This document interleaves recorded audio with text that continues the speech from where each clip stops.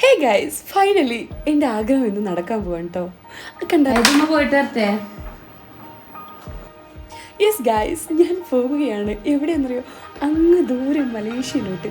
എൻ്റെ ഒരുപാട് നാളത്തെ ആഗ്രഹമായിരുന്നു കേട്ടോ ഒരു ഇൻ്റർനാഷണൽ ട്രിപ്പ് പോകാന്നുള്ളത്. സോ ഞാൻ എയർപോർട്ടിൻ്റെ അകത്ത് കയറി, ഞാനിവിടെ ചെക്കിങ് കഴിഞ്ഞു, എമിഗ്രേഷനൊക്കെ കഴിഞ്ഞതിന് ശേഷം നേരെ നമ്മൾ ഫ്ലൈറ്റ് കയറാൻ വേണ്ടി പോവാണ്. അപ്പോൾ ഫസ്റ്റ് ടൈം അല്ല ഞാൻ ഫ്ലൈറ്റ് പോകുന്നത്, എന്നാലും നമുക്കൊരു പ്രത്യേകതരം ഒരു എക്സൈറ്റ്മെൻറ്റ് ആയിരിക്കുമല്ലോ.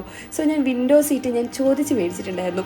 അതുകൊണ്ട് എനിക്കതിൻ്റെ ഒരു അഹങ്കാരമൊക്കെ ഉണ്ടായിരുന്നു, എനിക്ക് വിൻഡോ സീറ്റ് ആണെന്നുള്ളത്. ഞാൻ സീറ്റൊക്കെ തപ്പിപ്പിടിച്ച് ഞാൻ അവിടെ കയറിയിരുന്നു. അപ്പോൾ ഫ്ലൈറ്റ് എടുക്കാൻ പോകാമെന്നൊക്കെ അവർ അനൗൺസൊക്കെ ചെയ്യുന്നുണ്ട്. അപ്പോൾ സോ ഫ്ലൈറ്റ് എടുക്കുന്ന ടൈമിൽ ചെറുതായിട്ടൊരു ടെൻഷൻ ഉണ്ടെങ്കിലും പിന്നെ ഞാൻ ഓക്കെ ആയിരുന്നു, കുഴപ്പമുണ്ടായിരുന്നില്ല. അപ്പോൾ രാവിലെ തന്നെ ആ ഒരു സൺറൈസൊക്കെ നമ്മുടെ ഫേസിലോട്ട് അടിക്കുമ്പോൾ, കാരണം എനിക്ക് ഉറക്കമൊന്നുമില്ല. ഞാൻ നൈറ്റായിരുന്നു നമ്മൾ കൊച്ചി എയർപോർട്ടിൽ കയറിയിട്ടുണ്ടായിരുന്നു ഫ്ലൈറ്റിൽ. സോ ഏർലി മോർണിംഗ് ഒരു 7:30 ആകുമ്പോൾ നമ്മൾ കുലാലംപൂരിൽ എത്തിയിട്ടുണ്ടായിരുന്നു. എനിക്ക് ഭയങ്കര എക്സൈറ്റ്മെൻ്റ് ആയിരുന്നു.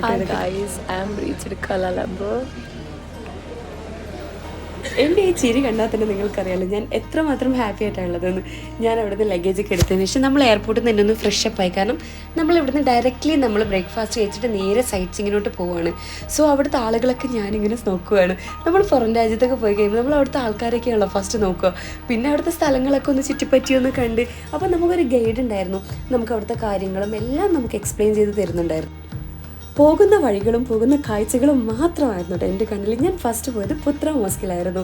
സോ അവിടെ അടിപൊളിയായിരുന്നു കേട്ടോ. ആ ഒരു പുത്ര മോസ്ക് നിൽക്കുന്ന സ്ഥലം തന്നെ കാണാൻ ഭയങ്കര രസമായിരുന്നു. പിന്നെ എൻ്റെ കുറേ കോപ്രാകൾ കാണാം, അതൊന്നും നിങ്ങൾ ശ്രദ്ധിക്കരുത്. കാരണം ഫസ്റ്റ് ഡേ ആയതുകൊണ്ടുള്ള ഒരു എക്സൈറ്റ്മെൻ്റ് ആണ് കേട്ടോ. സോ അതിൻ്റെ അകത്തൊക്കെ നമുക്ക് എന്താ പറയുക, നമ്മൾ അവിടുത്തെ ഇൻറ്റീരിയലൊക്കെ കാണുമ്പോൾ തന്നെ അത്രയും ബ്യൂട്ടിഫുൾ ആയിട്ടാണ് കേട്ടോ അതിൻ്റെ ഒരു ആർക്കിടെക്റ്റൊക്കെ ചെയ്തിട്ടുള്ളത്. ഞാൻ അതൊക്കെ കണ്ടു. പിന്നെ നമ്മൾ അവിടെ നിയർ ബൈ തന്നെ ലേക്ക് ഉണ്ടായിരുന്നു. എനിക്കതിൻ്റെ പേരൊന്നും എനിക്കറിയില്ല, ലേക്കിൻ്റെ പേരെന്തായാലും എനിക്ക് മറന്നുപോയി സത്യം പറഞ്ഞു. കാരണം എൻ്റെ പ്രവർത്തനങ്ങളാണല്ലോ ഞാൻ മൊത്തം കിടന്ന് കാണിക്കുന്നത്. എനിക്ക് ഭയങ്കര ഹാപ്പി ആയിരുന്നു കേട്ടോ. കാരണം ആദ്യമായിട്ടാണ് ഞാനിങ്ങനെ ഒരു യാത്രയ്ക്ക് ഇങ്ങനെ ഒറ്റയ്ക്കൊക്കെ പോകുന്നത്. മീൻസ് ഒറ്റയ്ക്ക് സോളോ എന്നല്ല, നമുക്ക് ഗ്രൂപ്പ് ഉണ്ടായിരുന്നു, ഗ്രൂപ്പിൻ്റെ കൂടെയായിരുന്നു കേട്ടോ പോയത്. പിന്നെ നമ്മൾ അവിടുന്ന് ഡയറക്റ്റ്ലി നമ്മൾ വേറൊരു ഡെസ്റ്റിനേഷനോട് കൂടി പോയി. അവിടുത്തെ കിങ്ങിൻ്റെ പാലസ് ആയിരുന്നു. അപ്പോൾ സോ ആ കിങ്ങിൻ്റെ പാലസ് കാണാൻ വേണ്ടി പോയി. അവിടെ എന്തോ കുതിരപ്പുറത്തൊക്കെ നിൽക്കുന്ന ആൾക്കാരൊക്കെ ഉണ്ട്, അതായത് പഴയ ഒരു രാജഭരണമൊക്കെ പോലെ നമുക്ക് ഫീൽ ചെയ്യും.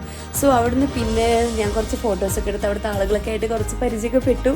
പിന്നെ ഞങ്ങൾ ഡയറക്റ്റ് നമ്മുടെ റൂമിലോട്ട് പോവാണ്. കാരണം റൂമിൽ പോയി ഒന്ന് ജസ്റ്റ് റെസ്റ്റ് എടുത്തിട്ട് നമ്മൾ അവിടുന്ന് നെക്സ്റ്റ് ഡെസ്റ്റിനേഷനിലോട്ട് പോകും. അപ്പോൾ ജസ്റ്റ് ഒരു 5 o'clock ആകുമ്പോഴേ നമ്മളോട് റെഡി ആവാൻ പറഞ്ഞിട്ടുണ്ട്.